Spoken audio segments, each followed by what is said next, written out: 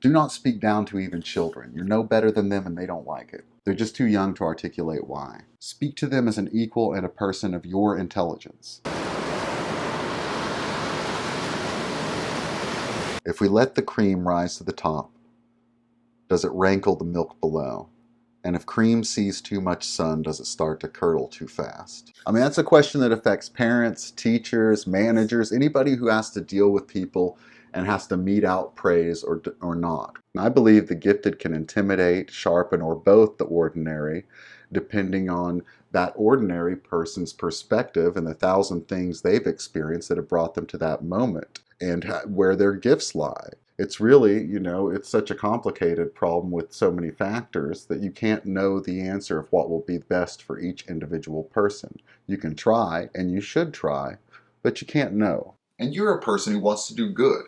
You don't want to hurt anyone, and why deny yourself the pleasure of being magnanimous to a being who pleases? If you have a child, student, employee, etc., who outpaces her peers in some regard, it is okay to reward that person. Well, with a child, I don't think the reward should be material. I think you should give them an extra privilege for a short time and some affection.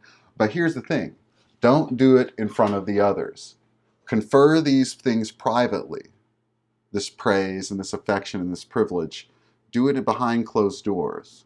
And if the others should happen to see these privileges being enacted or get some wind of this, well then tell them the truth if they ask you about it. But do it coldly. Do not heap affection or praise on this gifted person they've asked about. Just tell them the reason in terse, plain terms.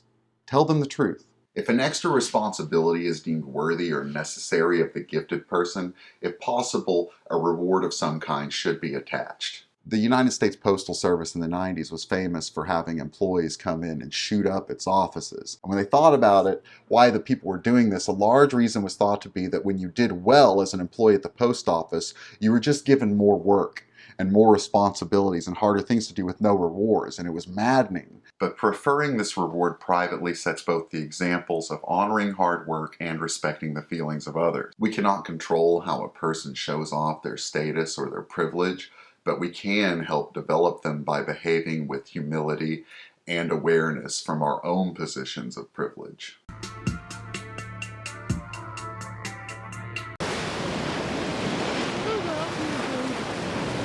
Reading is highly encouraged in general, but for empathy and emotional intelligence, walking around in another person's imaginings of imaginary people in a world they have created puts you more in touch with another person's mind and how they think and see the world and get outside of your own more than anything I know.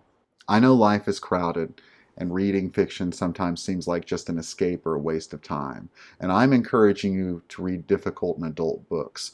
Push your understanding. Explore according to your interests, but also go outside of them. I make it a point to read books by people who seem as far apart from me and as different from me as possible, and also by people who seem very much like me. An appreciation of fiction will increase your ability to appreciate and understand your fellow man. Will Rogers said he never met a man he didn't like, and I'm pretty much of the same opinion, and I attribute a lot of it to reading fiction.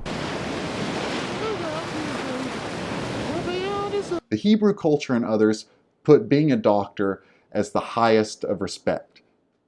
And I'm all for that. Continue life, make it better. Scientific and medical innovation may at times be misguided or faulty, but the fields of extending our lives and our understanding must be held highly.